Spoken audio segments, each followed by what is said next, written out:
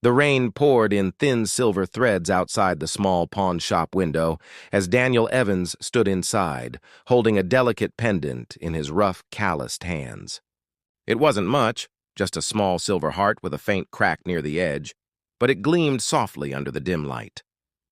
The price tag read $950. He reached into his worn wallet and pulled out the last $10 bill he had. It was all he owned until payday. But tonight wasn't about himself, it was about hope. His first date in 4 years. He told himself it was just dinner, nothing serious. Yet deep down, Daniel wanted to believe that maybe, just maybe, this blind date arranged by his co-worker could be the start of something new, someone to talk to share laughter with, someone who wouldn't look at him like he was broken.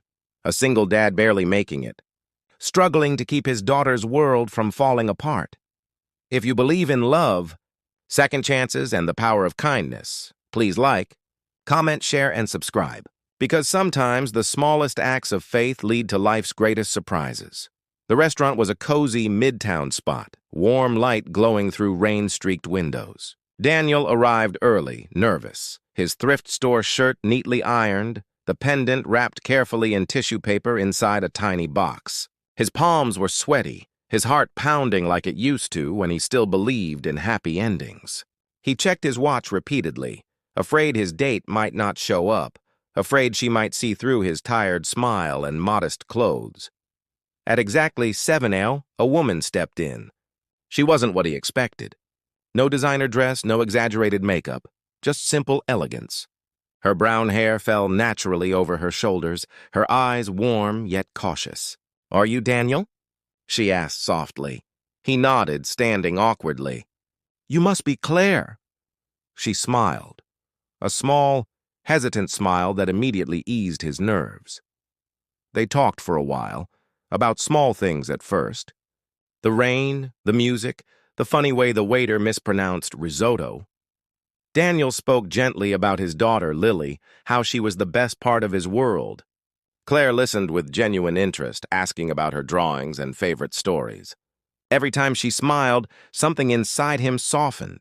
He didn't know who she really was, that she wasn't Claire, the quiet woman next door type his co-worker described, but Claire Donovan, CEO of Donovan Holdings, a company known for innovation and philanthropy. She'd agreed to the blind date as a break from her sterile world of boardrooms and press meetings. She wanted to feel normal for a night. So she'd told her friend to introduce her to someone real, someone who didn't know her wealth or reputation. Daniel was exactly that. When the check arrived, Daniel insisted on paying. He did quick math in his head, calculating how much of tomorrow's lunch he'd have to skip to cover it. But before she could protest, he slid the small gift box toward her, his hands trembling. "I got you something," he said quietly. Her eyebrows rose. "You didn't have to," he smiled shyly. "It's nothing fancy, just I thought it might make you smile." When she opened it and saw the pendant, she froze. It was imperfect, but beautiful. A heart mended at its center. She touched it gently, her throat tightening. "It's lovely," she whispered. He nodded. "Sometimes broken things can still be beautiful," he said, half smiling. "Guess that's what life's taught me." Something about his words pierced her. For years, she'd been surrounded by people who only saw perfection, numbers, power, image. Yet this man, with nothing but sincerity and tired hands, gave her the most meaningful gift she'd ever received. They left the restaurant together. Daniel walked her to her car, his jacket over her shoulders. When they reached her sleek black sedan, she hesitated. She wanted to tell him who she really was, but fear held her back. For once, she didn't want someone to treat her like a CEO. She wanted to be seen as a woman. "Thank you, Daniel," she said softly. "For tonight." "It meant more than you know," he smiled. "It meant a lot to me, too." That night, Claire couldn't sleep. She kept turning the pendant over in her hand, thinking of Daniel's gentle eyes and that one line, "Broken things can still be beautiful." In her world, no one spoke like that anymore. She wanted to see him again, but not as the CEO he'd never afford to dine with, as the woman he'd unknowingly healed. Days passed.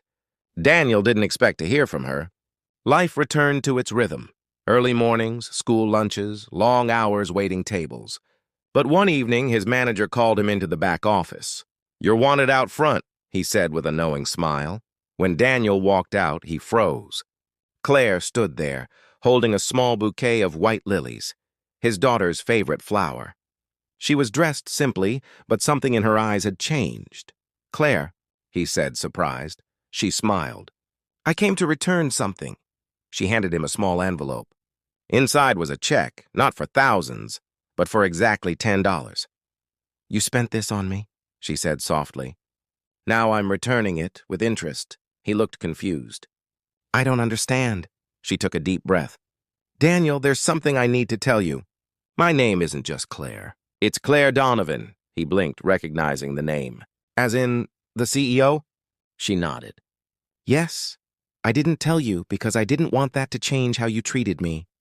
That night, you gave me more than a pendant.